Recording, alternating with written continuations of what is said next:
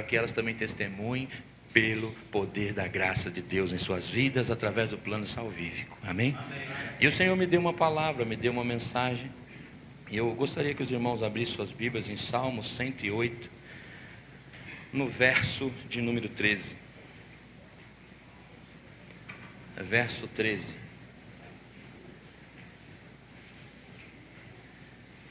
Eu quero estar sendo breve.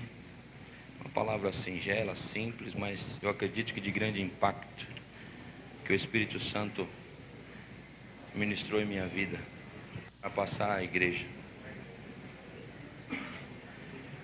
Todos chegaram em Salmos 108? No verso de número 13 diz assim: em Deus alcançamos a vitória, e Ele pisa em nossos adversários. Amém?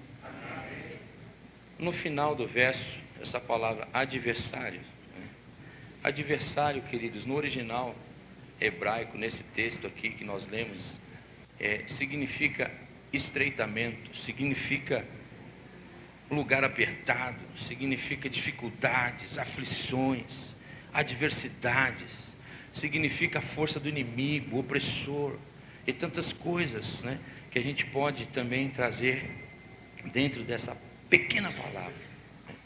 E de repente nesta noite, amados, você esteja passando aí por algum infortúnio, algum embaraço, mas eu quero declarar em o nome do Senhor Jesus, para você, igreja, que independente do que você esteja passando, vivendo na tua vida, na tua família, no teu matrimônio, eu quero declarar que em Deus, no Senhor, nós, aleluia, temos vitória.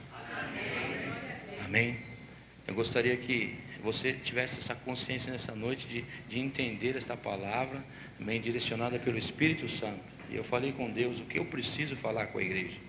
E Ele disse claramente para mim: diga à minha igreja que ela é vitoriosa. Amém? E quando lemos esta palavra e vem algumas situações e episódios na Bíblia, nós, por exemplo, vemos em 1 Samuel, no capítulo 17, acerca do nosso irmão Davi, o pastor e rei de Israel.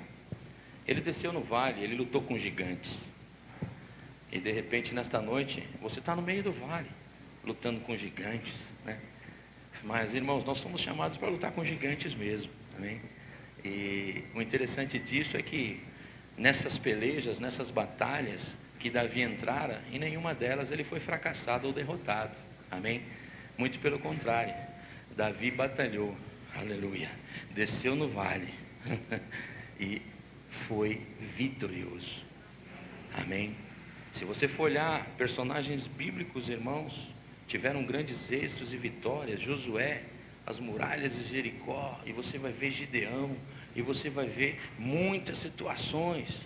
Você vai analisar a Bíblia e vai ver também Provérbios, um dos homens que nos relata, segundo a palavra de Deus, que muito sábio, muito inteligente, no capítulo 9, versículo 11, ele disse assim: olha, é do Senhor que vem a nossa vitória.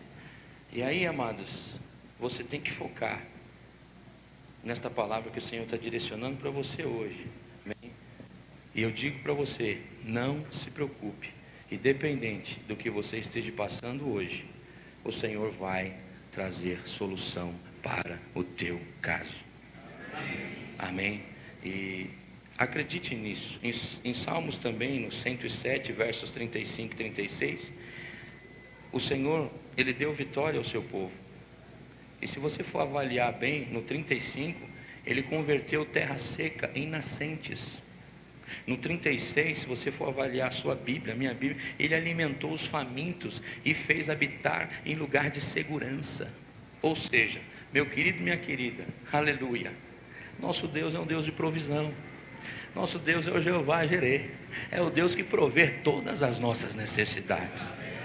Ah, pastor, mas está difícil demais. Eu sei, queridos. Vamos então fazer o seguinte: vamos trocar de personagem, né? Se você quiser tomar o pastor aí e falar: pastor, fica no meu lugar e eu fico no seu lugar, você vai ver que não vai mudar muita coisa, ou talvez o peso vai ser maior do que o teu. Mas uma coisa é fato, é real e é certa: nós servimos um Deus verdadeiro, poderoso, que cumpre a tua palavra, como ele disse em Jeremias. Ele disse: olha, não se preocupa não, eu velo por minha palavra. E quando ele fala que ele vela por sua palavra, é que ele cumpre a sua palavra. E o que Deus fala, ele cumpre. Quantos podem dizer um amém nesta noite? Amém. Você concorda com isso? Fala: eu creio, pastor.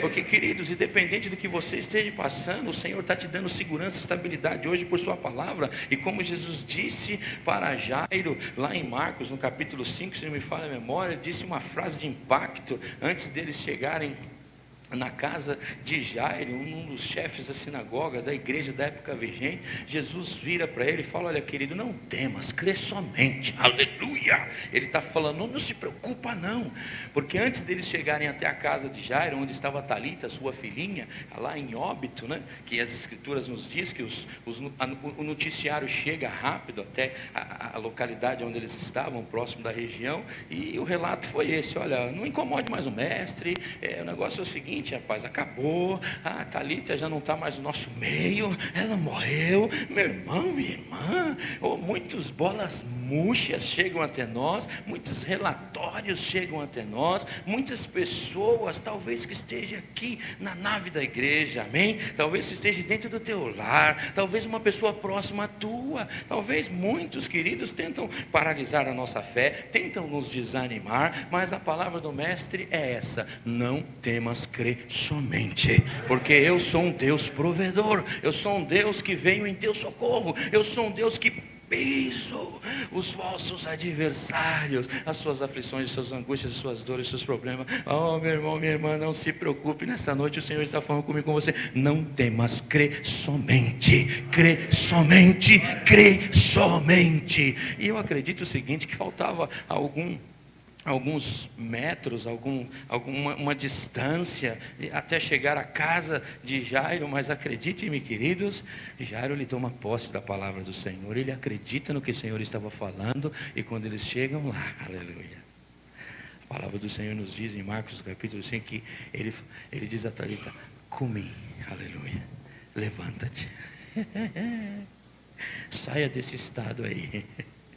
As pessoas talvez naquela situação olhou e falou: olha, talvez não, a Bíblia nos fala que eles foram chocarreiros, né? Eles se riam muito, eles não acreditavam no que poderia acontecer, que o problema não seria resolvido, mas o fato é real, irmãos, e que Jesus, ele chega, ele muda a história, ele faz o negócio acontecer, e é isso que está pegando aqui para a minha vida e para a tua vida. E Jesus é mais ou menos assim, eu vou explicar aqui para você entender, meu querido, minha querida, é mais ou menos, Jesus, ele faz assim: ó, se está pegando para você, pega para mim, o teu problema é o meu problema, a tua crise é a minha crise, a tua diversidade é a minha diversidade, a tua angústia é a minha angústia. Eu tenho, aleluia, a minha graça, que é um favor que vem do céu sobre a minha e a tua casa, aleluia, de Deus para nós. E eu não tenho que deixar de acreditar. Eu creio, irmãos, que nós aprendemos que os desafios da nossa vida, muitas vezes, amados,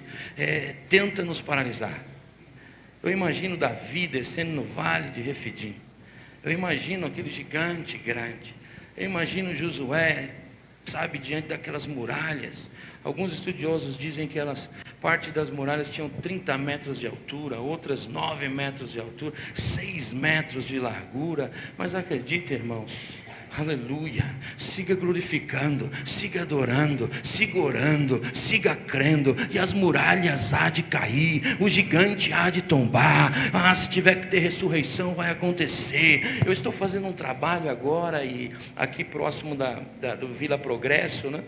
E onde nós temos a casa, a igreja, e foi um momento ímpar que tive assim no local de trabalho. Eu estava colocando cerâmicas como essa assim, de porcelanato, e aí como está meio irregular o terreno, eu falei: tem jeito para tudo, né, pastor? Uma das proprietárias: tem jeito para tudo, né, pastor? Só não tem jeito para a morte, né? Eu falei: não, acho que você está enganada, porque Para minha concepção, tem jeito sim para a morte. Aí ela ficou espantada, regalou um olho desse tamanho. Aí eu falei, vou te explicar uma coisa. Certa feita eu estava no Embu das Artes, e um jovem chamado Eric, filho de Dona Ivonete, e dei detalhes. Nós entramos neste lar, nesta casa, e eu, minha esposa, alguns discípulos, estávamos orando pelo lar, estávamos abençoando a família, e esse jovem estava sentindo dores de cabeça, muito forte. Quem sente dor de cabeça aí, levanta a mão aí. Você está sentindo dor de cabeça agora? Quem está sentindo dor de cabeça agora? Levanta. Alguém está? Você, jovem? Está lá, está doendo muito? Daqui a pouco nós vamos orar por essa dor aí. E aí o que acontece? Nós oramos pelo jovem, saiu dos meus lábios uma palavra de vitória. Eu falei, olha, não se preocupa, porque esta dor não é tua. Você foi abençoado agora pela oração. Como Jesus disse para Jairo, não temas, crê somente, né? Aleluia. E sabe o que aconteceu, amados? Naquela semana, pastor Davi, esse menino foi hospitalizado. Foi parar no hospital Pirajussara, próximo do Embu das Artes. Eu falei, meu Deus, o que está acontecendo, Jesus? E ele foi diagnosticado 3 tumores cancerígenos na sua cabeça, todos eles malignos. Fizeram biópsia, aquela coisa toda, e o médico vira para a mamãe dele, a Dona Ivonete, e fala assim, e eu contando isso para Priscila, a minha patroa, e aí ela, impressionada assim, ficou com um olhinho desse tamanho, e eu falo, olha, e os médicos deram 3 meses de vida para este menino, um menino de 23 anos, novo. Amados, o médico falou, 3 meses de vida. E ele foi para mesa de cirurgia, teve todos os procedimentos, operatório e pós-operatório e tudo mais, e a avaliação foi essa, 3 meses de vida, não mais. Conseguiram tirar 2 tumores, um ficou, e a mãe dele chegou em mim e falou, pastor, meu filho vai morrer, e agora? Resta-nos orar. E começamos a orar. E sabe o que aconteceu? Isso foi... Quem lembra do apagão? Quando deu blackout, apagou tudo. Foi na época do apagão, na década de 2000. Nós estávamos pastoreando lá no Embu das Artes. Meu filho, Mateus, ele está aqui. Cadê o Mateus? Está lá fora? Está aí, Mateus? Vem cá, Mateus. Vem cá. Eu falei esses dias na escola que ele parece muito comigo. Até o cabelo é igual. Vira assim para... É ou não é? Sim ou não? Não pode mentir, irmão. Pode sentar, Mateus. Obrigado, filho. E ele era de colo ainda, tinha poucos meses de nascido. Depois eu vou partir para o testemunho do meu filho. E sabe o que aconteceu, queridos? Nesse dia do apagão, a mamãe do Eric vem com uns papéis assim na mão. Dá licença, posso pegar esse papelzinho aqui, moça? As anotações. E ela vem assim, pastor. Eu comecei a olhar aquela cena, aquela escuridão. Eu e minha esposa subindo para ir para casa, né? Saímos da nave da igreja, e aí vem a Dona Ivonete, pastor, empurrando o carrinho, o Mateuzinho, né? Dormindo lá no carrinho. E aí ela foi chegando perto, ela falou, o senhor já sabe o que aconteceu, pastor? Eu falei para minha esposa, amor, lá vem a Dona Ivonete, ela vai dar a notícia, amanhã tem velório. Sim ou não? Os médicos falaram, né? Então a gente é meio incrédulo de vez em quando, aparecem umas situações que nos inibe a ponto de nós desacreditarmos daquilo que Deus falou, que já fez. Então estou animando você e motivando a sua fé para que você creia que é o Senhor que está no controle de todas as coisas na tua vida, na tua família, na tua casa, no teu ministério, nessa igreja. Ele está diante de nós. Ele endireita os caminhos tortos, Ele quebra as portas de bronze, Ele despedaça os ferrolhos de ferro, Ele nos dá as riquezas encobertas para que nós possamos saber que Ele é o nosso Deus. E essas riquezas representam milagres, prosperidade, cuidado de Deus. E Ele vem em nosso socorro em todo o tempo. E naquela hora que ela chega até nós e fala aquela história: olha, o senhor já sabe o que aconteceu. E aí eu: não, o que foi, dona Ivonete? Ela falou: olha, o meu filho passou por uma nova cirurgia, só que não foi nos médicos não, foi o doutor Jesus, porque não tem mais o tumor sumiu, não existe mais, ele foi curado e ele não vai morrer mais, pastor. Eu falei: pensa. E nós somos meio pentecostal, sabe, irmão? Eu tenho que abrir o jogo aqui. Nós somos meio pentecostal. Aí nós começamos a pular no meio da rua, porque, né, a gente tem que respeitar. Como o pastor ministrou, os irmãos ministraram ainda há pouco no decorrente do culto, né? Não foi o irmão Eli. E nós temos que nos adequar, nos adaptar. Foi isso que você falou, que você foi para outro ministério e tal, aquela coisa. E eu sou meio pentecostal, rapaz, eu me seguro às vezes para não, né? Aí, mas naquele dia não teve como. E nós começamos a pular no meio da rua, glorificar a Deus. E o Eric não morreu, para a glória de Deus, aleluia. Não, queridos, o que está acontecendo com você hoje? O que está passando na tua vida, na tua casa, no teu matrimônio?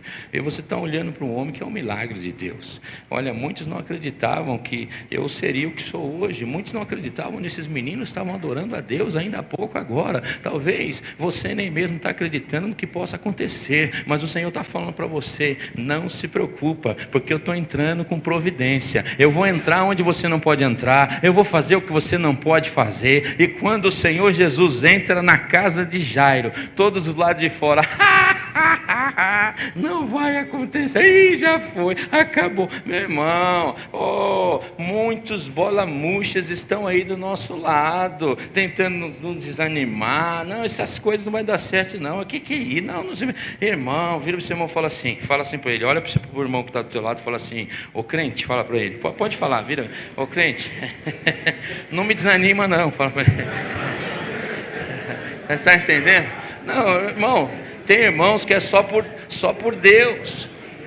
E eu sou das antigas, né? Eu sou das antigas e eu lembro do desenho do Fred Flintstone. Quem é da época do Fred Flintstone aí? Até hoje passa, né, no canal. E aí tinha um camarada lá chamado Zuruca o Azarado. Vocês lembram dele? Ele entrava dentro do ambiente, lá em Pedroque, e quando ele pegava na maçaneta da porta, a maçaneta saía na mão dele.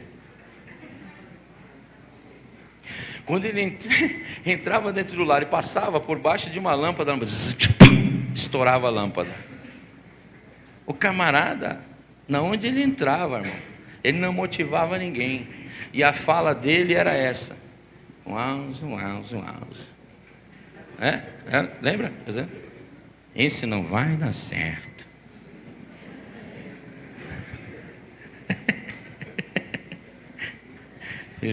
Vira mais uma vez, irmão, fala assim: se você tentar me desmotivar, sabe o que eu vou fazer com você? Agora faz assim, olha para mim. Faz assim, Cerra o punho. Agora vira para ele e fala assim: eu vou te encher de oração, porque você precisa se converter. Não, irmão, tem crente que está muito distante de ser crente, porque não crê na palavra, não crê no que o Senhor está falando. E queridos, quando Jesus chega, Ele promove a diferença, e o milagre acontece. Jesus é na nossa vida. Quantos podem dar glória a Deus? E eu acredito, irmãos. Quantos creem? Você crê? A partir de hoje, amados, muita coisa vai começar a mudar. O Senhor não me salvou em vão. O Senhor não me tirou das ruas, das drogas, do vício, da lama, e me colocou de pé em vão. onde nós temos passado para a glória do Senhor Jesus. Vidas têm sido salvas, têm sido libertas. Hoje nós temos pessoas que estão bem. Então, amados, creia no que Deus está falando com você. Amém. Como eu disse, eu não quero me estender muito. Eu vou dar um último testemunho para você. Você viu esse menino bonito que parece comigo, que veio aqui na frente? Sim? É meu filho, rapaz. Aí eles falaram, não, ele parece mais com a sua esposa. Aí eu falei, amém, tá bom, ok. Tá tudo bem, mas eu não posso gerar filhos com a minha esposa. Os médicos ficaram espantados e falou, como pode? Já está no 3º ano da ITEC. Aleluia. Ano que vem, para a glória do Senhor, vamos enviá-lo para o México. Vai falar mexicano, vai comer tortilhas, tacos, né? Só não pode tequila. Você riu, né?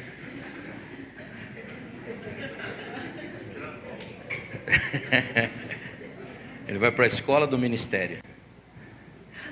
Vai ficar por 6 meses lá. E ele já está sendo preparado. E é um campo de treinamento, um campo de missões, para que ele siga fazendo a obra, porque ele é um milagre. Eu e minha esposa não podíamos gerar filhos. E o Senhor nos deu o Mateus para a glória do Senhor. E o nome dele é Mateus, porque no original hebraico é o presente de Deus. Então, queridos, o que está passando com você, independente das suas batalhas, o Senhor está no vale junto contigo. O Senhor está no teu matrimônio, o Senhor está dentro do teu lar. Os inesperados vão acontecer mesmo, mas nós não somos desses que fogem da batalha. Ontem eu estava lendo um texto, e eu vou encerrar já, e o Senhor falou profundo no meu coração. Deuteronômio 33, 34, quando o líder Moisés começa a abençoar o povo, e aí logo depois o Senhor leva ao monte e começa a dar visão a ele, um panorama tremendo, aonde os filhos de Israel, o povo hebreu, estaria tomando posse da terra, e Moisés vê tudo aquilo, mas o Senhor diz a ele, eles vão participar, mas você não. E isso me chamou muito a atenção, porque eu falei, Deus, por que o Senhor está me mostrando esse texto? E eu venho, ao longo dos anos, avaliando muitas situações na nossa vida pessoal, no ministério, em tudo que fazemos para o Senhor. E eu tenho contemplado a mão de Deus, os milagres do Senhor, as portas se abrindo, o seu cuidado para conosco. E por que o Senhor está me mostrando essa passagem? E Ele falou comigo assim, olha, tudo bem que Moisés não entrou na terra prometida, o Senhor não o permitiu, mas avalie a biografia de Moisés. Quando Joquebede promove aquele cestinho de junco, coloca o nascido das águas, Moisés, naquele Nilo, ele vai parar nos braços de uma princesa. Que tremendo. Que tremendo, queridos. Quando Joquebede coloca ele no Nilo, ela dá direção a Miriam e fala, ó,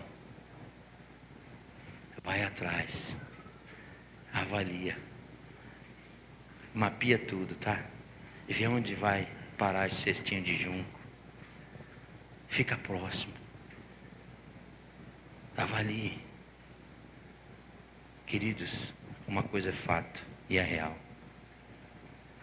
Moisés se tornou o príncipe do Egito. Ele comeu e bebeu e vestiu do melhor da terra. Logo ele entra em crise de identidade. Nós sabemos que a ama de leite foi a sua própria mãe, segundo as diretrizes que ela deu à sua irmã Miriam. Eles são enriquecidos ali, são abençoados ali. E logo depois, A palavra de Deus nos diz que ele entra nessa crise e ele vê a escravidão dos seus irmãos hebreus. Ele comete um lapso, um homicídio, e ele foge. E ele vai parar na onde? Na casa de Jetro. E ali ele conhece a sua esposa. E ali filhos são gerados. Uma vida enriquecida e abençoada. E logo depois o Senhor dá a ele um desafio. Para que ele tirasse os seus irmãos do Egito. E os levasse até Canaã. Esse ciclo todo, irmãos, durou cerca de 120 anos. E aí eu volto à fala. Quando Deus me falou na madrugada de anteontem sobre esse texto. Às vezes, amados, na nossa vida existem altos e baixos mesmo. Moisés começou bem. A mesa farta, tinha de tudo e mais um pouco. Logo depois ele ficou melhor ainda. Porque ele conheceu sua esposa, ele constituiu família, estava indo vento em popa. Aí o Senhor falou assim para ele: deixa eu tirar esse camarada da zona de conforto. Eu tenho uma missão para você. E vocês estão iniciando missões aqui. Missões nacional, não é isso? E queridos, eu achei por bem falar isso para vocês, porque às vezes nós nos preocupamos muito conosco. E é certo que Deus tem tudo isso para nós. Mas nós temos que nos abdicar. Nós temos que renunciar um pouquinho. Sair da nossa zona de conforto. Porque alguém está te esperando aí fora. Amém. Você está vestindo bem. Você tem o seu carrinho. Você tem sua casa. Alguns ainda estão de aluguel, mas o Senhor não tem desamparado. O Senhor tem cuidado de nós. Como o apóstolo Paulo é bem-aventurado, ele diz aquela frase de impacto, que ele tudo podia no Senhor que o fortalecia. Ele estava falando: olha, hoje eu sei passar por todos os processos. Eu tenho experiência com Deus. E o Senhor começou a ministrar meu coração. Ele falou: olha, Moisés, durante 80 anos da sua vida, ele foi muito bem assistido. Tanto no Egito, aleluia, tanto quanto na casa do seu sogro. E logo depois, os outros 40 anos, eu cuidei, passo a passo, dia a dia. Eu não deixei faltar alimento, eu não deixei faltar vestes, eu não deixei faltar água, eu não deixei faltar nada. Aí vem a pergunta: por que ele não entrou em Canaã? Não sei te responder. Mas uma coisa eu sei: que o Senhor tem cuidado de nós. E se o Senhor tem cuidado de nós, eu não vou ser resmungão, eu não vou ser bola murcha, eu não vou reclamar de nada, eu vou glorificar o meu Deus. Se Ele fizer, Ele é Deus. Se Ele não fizer, Ele continua sendo Deus. Ele tem compromisso com a sua palavra. Ele pode realizar curas, milagres, abrir portas, cuidar de nós. Ele pode prover. Ele pode entrar onde você não consegue entrar. Ele pode fazer o que eu e você não conseguimos fazer. Se coloque de pé, por gentileza.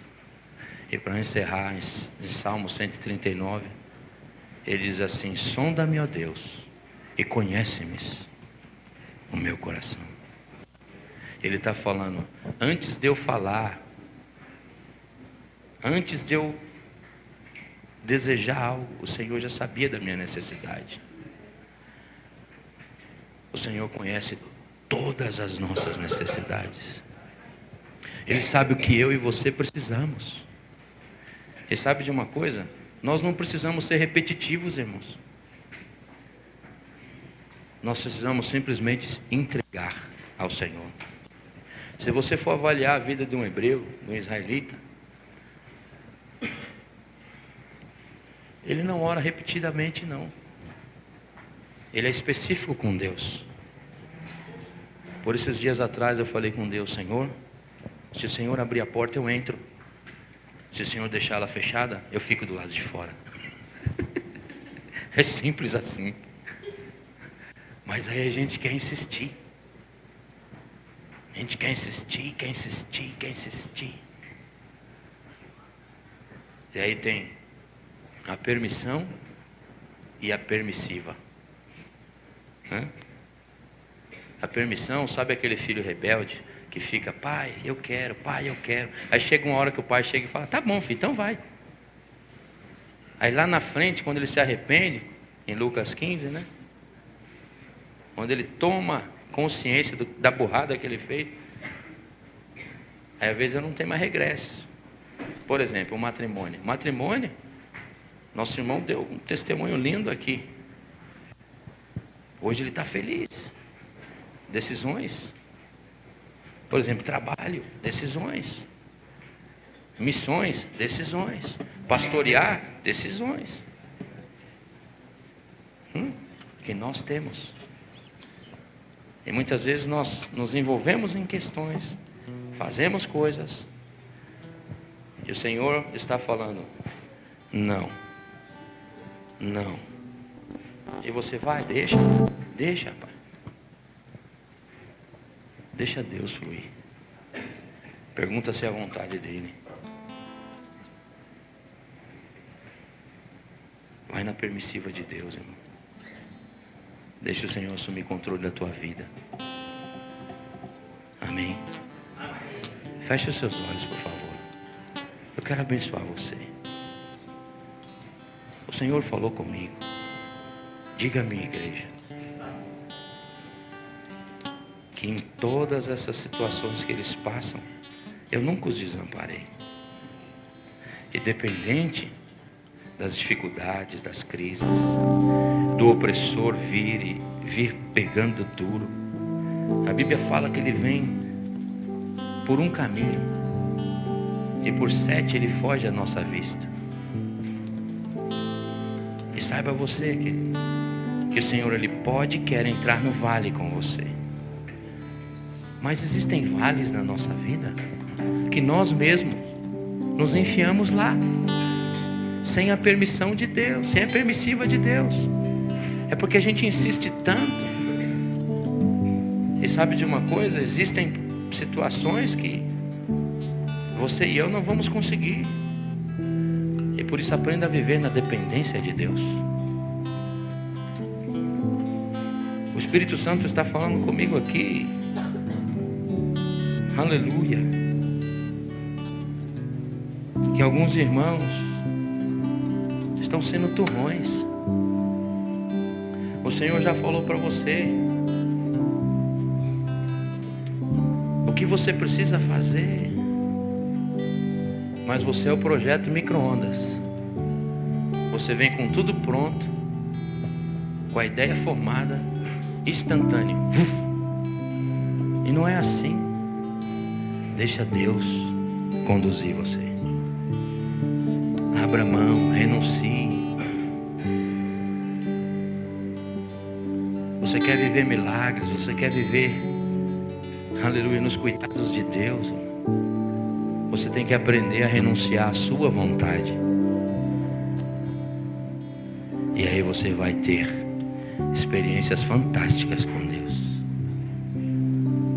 Pai, eu oro pelo seu povo. E eu ministro a bênção plena sobre suas vidas. Que eles possam ser motivadores uns dos outros. Que eles possam unir forças.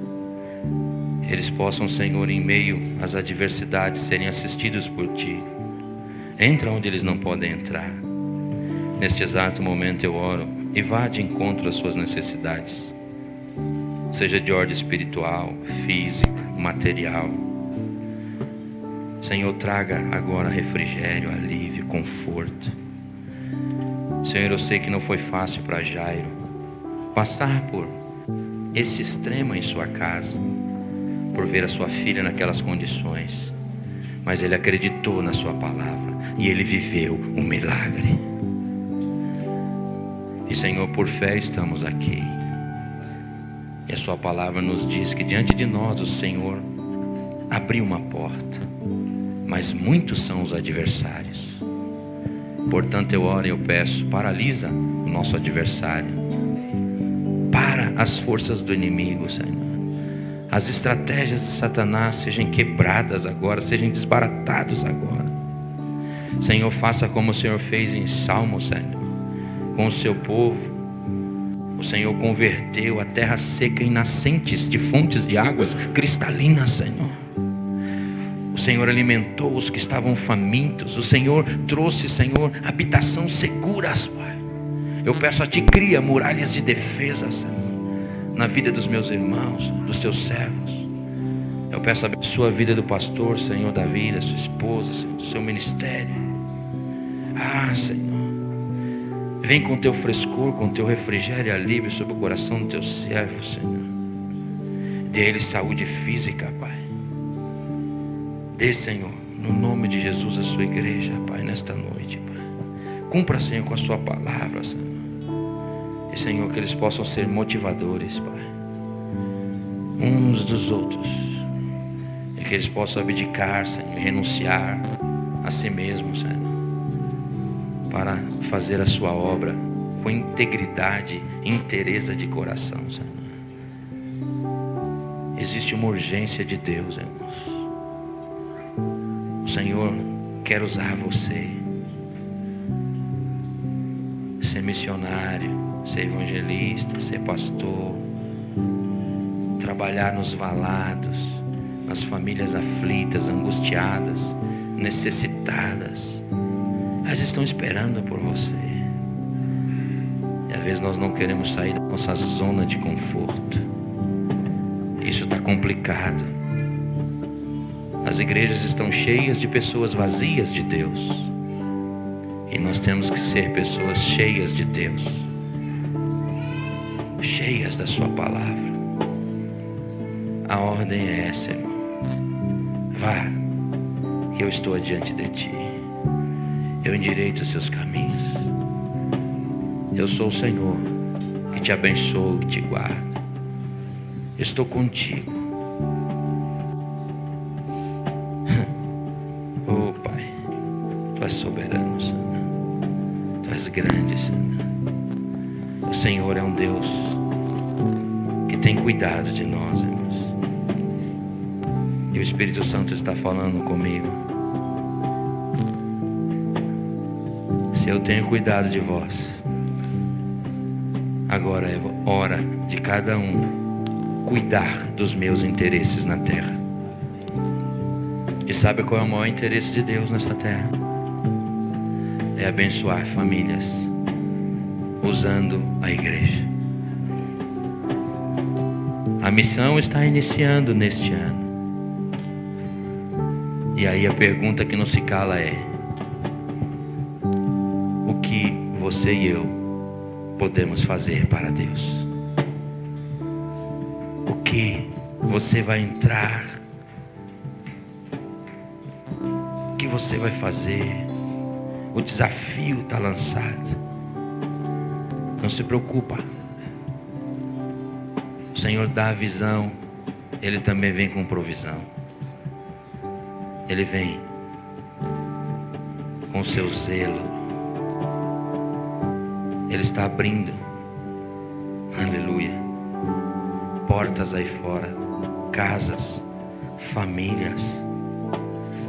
Sabe de uma coisa? Quando eu entrei aqui, com seus olhos fechados, e absorva isso, o Espírito Santo falou para mim que esta igreja vai ter que eliminar o estacionamento. Se vocês fizerem como tem que ser feito, vocês vão ter que buscar outro estacionamento, porque ela vai ampliar. A porta de entrada vai ser lá na calçada.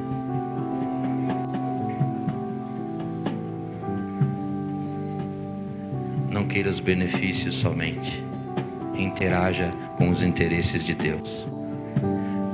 Foi o que o Espírito Santo falou, e eu tenho que falar isso. Eu não posso sair daqui sem falar isso, porque eu vi essa igreja até a calçada lá, sem carro nenhum no estacionamento. Foi o que o Espírito Santo me mostrou. Amém. Obrigado, Senhor.